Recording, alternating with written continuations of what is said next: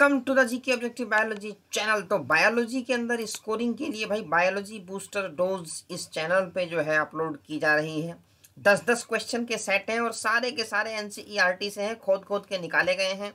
तो इसको सॉल्व करते जाइए और जहां नहीं आ रहा है एनसीईआरटी खोल के बिल्कुल चेक करना चाहिए और बिल्कुल कॉन्सेप्ट क्लियर होता जाएगा। और बायोलॉजी में टारगेट 360 लेकर चलें। द एल्गी रिप्रोड्यूसेस बाय, देखो भाई क्लियर मेंशन्ड है एनसीईआरटी में, चैप्टर 3 है क्लास 11th का।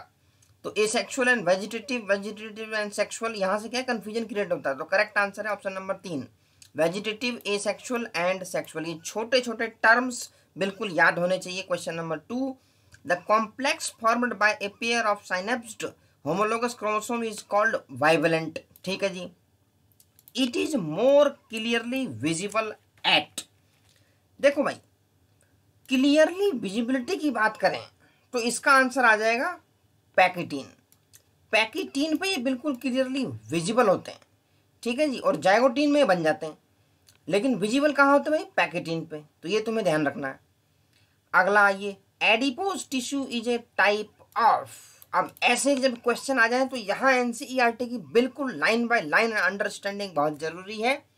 तो adipose tissue is a type of, अब देखो इतने सारे ऑप्शन से, that is a type of loose connective tissue. ये तुम्हें याद होना चाहिए। चैप्टर 7 है क्लास 11th का। Question number 4, the epidermis of earthworm is made up of. जहां अर्थवर्म के बारे में दिया गया है वहां बिल्कुल क्लियर मॉर्फोलॉजी ऑफ अर्थवर्म से ये लिया गया है। तो question number 4, that is columnar epithelial cells. ठीक है जी। Epidermis of earthworm is made up of columnar epithelial cells, इसका करेक्ट हो जाएगा। Question number 5, parallel venation is the characteristic of most of the monocotyledons. ये तुम्हें ध्यान रखना है, डायरेक्ट एनसीईआरटी में लाइन लिखी हुई है। Chapter 5 morphology of flowering plants, reserved chapter NCERT का। बिल्कुल 2 क्वेश्चन हर साल आते हैं, तो एक एक लाइन इसकी ध्यान होनी चाहिए। ये क्वेश्चन 5 का आंसर नंबर 1 हो जाएगा। Question number 6, identify the plant with zygomorphic flowers. Pea, gulmohar and bean सब में होता है, तो ऑल द अबव इसका आंसर हो जाएगा क्वेश्चन नंबर 6 का। Question number 7, cretinism is caused by. देखो क्रिटिनिज्म में ग्रोथ बिल्कुल रिड्यूस हो जाती है, तो क्रिटिनिज्म कब होगा? That is hypothyroidism. हाइपो और हाइपर, ये तुम्हें ध्यान रखना है। Question number 8, which of the following hormone is a amino acid derivative. तो इंसुलिन नहीं, कोर्टिसोल नहीं, थायराइड हार्मोन नहीं, एपिनेफ्रिन इसका करेक्ट आंसर है। तो करेक्ट आंसर हो जाएगा epinephrine is amino acid derivative.